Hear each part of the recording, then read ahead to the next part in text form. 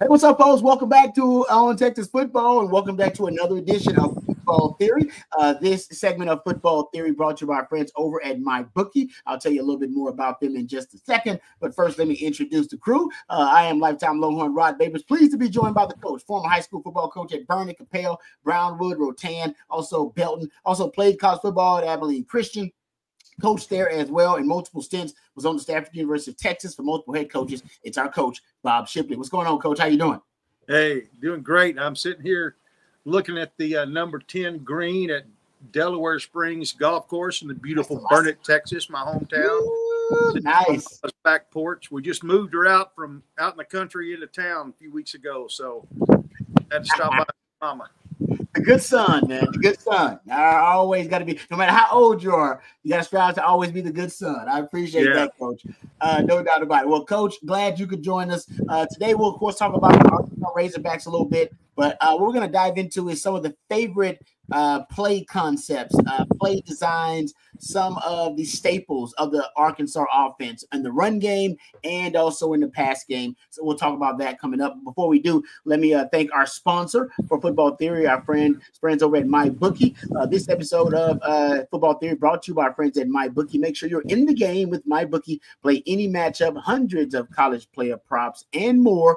With all the excitement of this season, make sure you're in the game with MyBookie. Bet any matchup, hundreds of college player props, and take advantage of weekly risk-free bets. The best part is you can do it all anytime, anywhere, straight from your phone. Visit mybookie.ag and use the promo code ONTexas to get started. It's MyBookie's 10-year anniversary, and they're rolling out the red carpet for bettors. Bet big and bet confidently with risk-free Thursdays. If your boosted bet doesn't hit, you'll get your money back weekly. No sweat. Win-win bets all season long. And sign up right now at mybookie.ag. Use the promo code ONTexas, and you'll cash in on a double deposit bonus. It's a no-brainer. Double the cash in your account before you even place a bet over at MyBookie. But don't wait, because this is available only for a limited time only. For those of you who've been betting with MyBookie for years, you already know how easy it is to win at MyBookie. But how about this? They're also going to hook you up. A brand new loyalty rewards program at MyBookie Plus. It's simple. The more you play, the more you earn. And as you progress through the tiers, unlock exclusive promotions, epic giveaways, and cash back in your accounts. That's mybookie.ag and MyBookie Plus. All right, Coach, I got 5 plays in the run game, and I watched some Arkansas film. I'm sure you got a chance to watch Arkansas a little bit too this season. And this is basically their top 5 run plays when the game is still competitive. I mean, we're not talking about when the game is out of hand, a blowout on either side, because they were blown out actually by Mississippi Ole Miss last week. But these are what I think are some of their staples. 5 staples in the run game and in the pass game. Shout out to StatCat. I got a lot of this from StatCat. So Arkansas's top 5 run plays. Let's dive into it, Coach. They love the inside zone bluff and the inside zone slam. Both of them are read plays essentially, and they run them. They run the inside zone slam. It's kind of just a straight ahead run play. They run the inside zone bluff as a split flow play, where they often have the H-back or tight end going in the opposite direction as a split flow, and they're running. Texas runs something very similar with their split wide zone and their split inside zone. So they say they want a split inside zone replay. I've seen that a few times. They also love the outside zone, and it often ends up going off tackle for them. Their outside zone, it hits. They don't cut it back a lot of the times. They like to hit the edges in the run game, Coach. They also the sweep toss is another one of their favorite plays. Kind of old school sweeping, get it out to the outside, get it out on the perimeter with their running backs, and they got some good ones. Braylon Russell, the freshman, 250 pounds. Quentin Jackson, if he can play, because he's been dealing with an injury, he's averaging over 6.5 yards per carry. Former Texas player, by the way, who's a quarterback here at Texas, but now one of the better running back prospects in the SEC. So they like that, and they also like a down lead play where they pull the guard. Pull the backside guard for a down lead play. Essentially, try to run some downhill power concepts with that lead play. Those are 5 of the concepts that they like to run. They're kind of their bread and butter. And Coach, after what we saw versus Florida, which one of those concepts, the inside zone, whether it be the split or they be the straight ahead slam zone, or they be the outside zone, which they run off tackle, kind of that downhill power lead play, or the sweep toss. After watching Texas doesn't have a lot of flaws. Which one of those concepts you think they'll deploy more successfully versus Texas potentially? I like I like the power look. Get a big lineman in front of you, and then let the back break off of his block, cut off his block. That's one thing that I would certainly be ready to stop. The rest of it is gap integrity. The zones, inside, outside. If we just have people in the right gaps, and we're not overrunning or trying to cut up under blocks. I think we should be pretty sound. But when you bring another blocker in from the backside, it can create some problems unless your backside linebacker can find a way to run through to stop the cutback if he wants to cut back off of it. But when you got one of those big uglies leading you through the hole, I love all power concepts. I just think it's a really sound, not difficult, blocking scheme. And obviously, a lot of people will even run it out of the two back, and have a lead blocker and the backside guard going shoulder to shoulder through the hole, and so there's some things they can do that might give us some problems in that area, I think. And now you said that, Coach, and then you add with Arkansas the +1 in the run game with Taylor Green. So it's a little bit different too, right? Having to account for that +1, because on top of running some of those inside zone concepts, they can pair it up with a zone read concept as well and some other things. So that's why I think for Arkansas it's really challenging. For those who don't know, the Arkansas run game is legit, guys. It's one of the better. They have one of the better explosive offenses in the country. I went back and looked, and I was surprised, Coach. If you look at plays of 10+ yards and plays of 20+ yards, just overall passes and runs, Arkansas is 3rd in the country in plays of 10+ yards, 5th overall in plays of 20+ yards. This offense can generate explosive plays, and they do it by focusing on the run game. That's their bread and butter because they have so many really good backs. And I think, what are your thoughts? Because I thought Florida was the most talented backfield Texas had faced up until that point. That proved to be the case. They almost ran for 200 yards, almost 5 yards a pop versus Texas. I think Arkansas, if they're healthy, by the way, Florida wasn't healthy. They were missing one of their top backs, Montrell Johnson here. I think Arkansas is comparable to Florida. I think they are on par. And if they're not better, at least they add the +1 in the running game, which could be, like you said, problematic for Texas. Yeah, especially the speed that Texas has off the edges and really athleticism at linebacker. I think it's a pretty effective way to attack our defense, because I don't know that you're going to outrun us to the sideline, and no way. So, yeah. So, we don't have T-Sweat inside, to take on two guys at one time. I mean, not that we're bad. We're certainly not bad up front. No. But we're not quite where we were last year interior-wise. And so, I think that's a way to negate the speed is run right at you with an extra blocker. And I think that could, create some problems. But overall, those running schemes may not matter that much if we can somehow repeat what we did last week. Of course, better luck on the first drive than we had last week. But when you start scoring every minute, when our drives are like a minute and average a minute and 3 or 4 seconds per drive, changes the math. That gets you behind really fast. Yeah. And you can only catch up. Of course, they want to slow the game down. They want to eat up the clock. They want to keep our offense off the field. But if we can somehow jump out, get a turnover, get an early 2 or 3 touchdown lead, then that really puts their offense in a bind in my mind. Yep, I totally agree. It's like Florida, right? Florida ran for damn near 200 yards and 4.8 yards per carry. It was inconsequential. They were almost irrelevant yards. They didn't matter. They didn't control the game with those yards. Yeah, and honestly, Rod, a lot of those, were in the second half with our backups. Yeah, kind of take that in consideration as well, I think. Exactly. And I agree with you.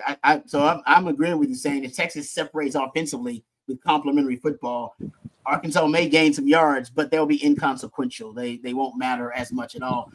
Went back and looked at the Florida game, though. Florida actually did. They ran inside zone, and they ran with some success versus Texas.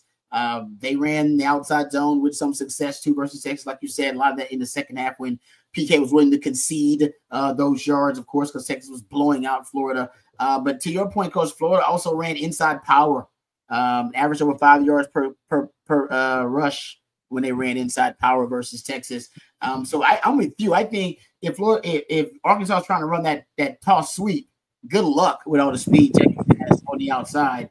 If you're trying to run the outside zone, actually Texas, that's their bread and butter offensive play is the outside zone. So it tells me defensively that Texas actually, because of their speed and because of the versatility and because of the familiarity with that concept, I think Texas will be pretty good at stopping that. I think the two concepts that may be worrisome for Texas versus Arkansas, schematically, you pointed out, Coach, I think that inside power play or that lead play where they get to pull that backside guard and maybe some of the inside zone runs. No doubt, especially if we get over aggressive in pursuit. Yes. You know, that's the thing that worries me about the inside zone is our backside linebackers pursuing over the top and creating because sometimes it's a little bit hard to see, you know, you're not sure if it's going to be inside zone or outside zone. And so if you're trying to get over the top to get out and stop the outside zone or whatever, you can certainly leave a pretty good size gap backside.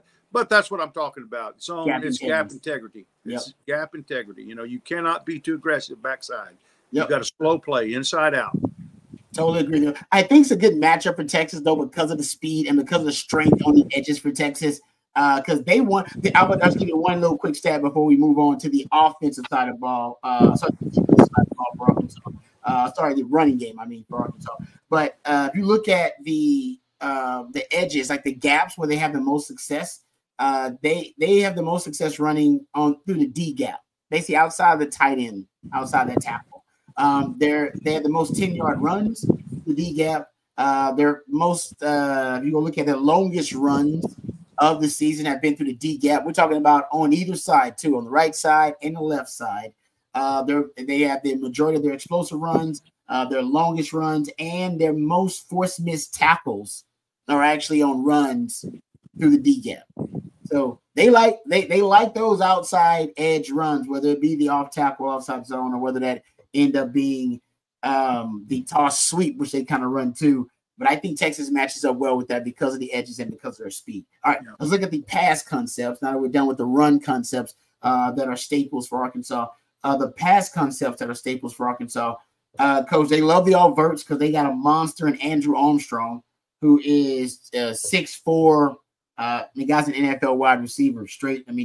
He's leading the SEC or at least top 3 in yards and receptions in the SEC. But if you go look at just explosive 10-yard plus receptions down the field, he's one of the most dangerous wide receivers in all of the SEC in that regard. And shout out to my man, CJ Vogel, who threw these stats out there. Andrew Armstrong ranks amongst SEC wide receivers first in targets, second in yards, third in receptions, fifth in yards per route run, and fifth in missed tackles force. He's only got 1 touchdown on the season, but that's because once they get close, they want to run the football and run the rock to get in, Coach. But they love the all verts with him because he's 6'4" and he's a presence. They also love the play action bootleg, getting Taylor Green, a mobile quarterback, on the move, on the run with some flood concepts, and also trying to get Andrew Armstrong, kind of on a matchup advantage somehow. They like the slants. He's a big guy. They got big receivers too. They got a 6'7" receiver. Who's in the rotation of receivers. They got 6'4", who's Andrew Armstrong. Isaac Tesla, he's 6'4" as well. He's one of their receivers in the rotation. They got big receivers, which is why I think they like those slant routes where they can just big body you, use their frame. And they also love what the people call a drive route, which is a shallow underneath crosser with a 6 route paired with it, basically either by twins or a compressed set. And that's kind of the route combination, looking for the shallow route and then the deeper route. And then, of course, the linebackers to be in conflict to choose between letting the shallow route go and dropping to the deeper route, or taking the shallow route and then letting the deeper route go. Easy decision for a quarterback there. So those are, and they like the stick variation where the slot receiver just runs that quick stick route. Basically, has some curl, ends up to the inside or the outside cuts, what they call a stick variation. Those are I think the most prevalent, frequently deployed passing concepts for them. And I think the most successful, in my opinion, are the all verts. When they run all verts, they're pretty dangerous just because they run you off and then the quarterback can scramble. And Taylor Green's averaging like 11 yards per scramble, and they run everybody off. And safeties are deep. Everybody's deep defending those vertical routes. And then the play action bootleg where they can get that quarterback on the move and give him the option to run it or to throw it. I think those are the most dangerous concepts about this matchup. Yeah, I love all those concepts. I think they're very effective concepts. Usually you're going to see a stick route with a bubble outside, to make sure you don't have somebody coming up from the outside. But that's hard to cover because if you're gonna cover it with a linebacker, you're going to cover it with the safety. Who you going to cover that with? That's a really tough concept. A concept that they run that scares me more than anything is that, is a bootleg, getting him out of the pocket, getting him out in space. And then, when you can run multi-level drags coming across the same way the quarterback coming from backside, there's a lot of open areas and zones where they can, kind of throttle down. And, it's there may not be a lot of yards after the catch, but, you can effectively move the ball down the field doing that. Texas is just going to have to be aware of the presence of the receivers and, what the route, try to recognize the route concepts. And, but those multi-layered crossing routes, as you know, they're tough. They are really tough to cover, especially if you have a shallow one coming one direction and a deep one going the other direction. It could sometimes even, make the holes bigger where you're open spots for throws. So, and then, I never have liked having to defend 6'5", 6'6", 6'7" receivers on verts because you're playing basketball now. Our guys are built for speed. They're not built. Our corners are not built for going up against a 6'7" jump ball basketball player, especially if he has good body position and understands that body positioning and in a throw-up ball is everything, Yep. No, and I agree with you, Coach, and I'll add to it the scramble drill. When this dual threat quarterback starts to get on the move, Taylor Green, the play breaks down. He's improvising second reaction plays. Those big receivers, he's used to throwing it up to those guys. If I see him in one-on-one, I just throw it up. I ain't got to be accurate. I just got to throw it up where you can high point it and then either play for a pass interference call or go play to try to box out that smaller defensive back. So I agree with you. This is something Texas really haven't dealt with. This is the best receiver Texas has faced all year long in Andrew Armstrong, and they haven't faced a dual threat quarterback that's this explosive. Diego Pavia he's crafty, and I think Diego Pavia was really a kind of gritty player. I don't know if he offers the same or presents the same problems that Taylor Green presents when he's outside the pocket. So I agree with you, Coach. Really problematic when you give him an option to run and throw and you bring multi-level crossing routes with that play action bootleg. Think about it. They got a play action that the linebackers have to respect because of the running game of Arkansas. And then you probably got a spy that has to respect the mobility of the quarterback who's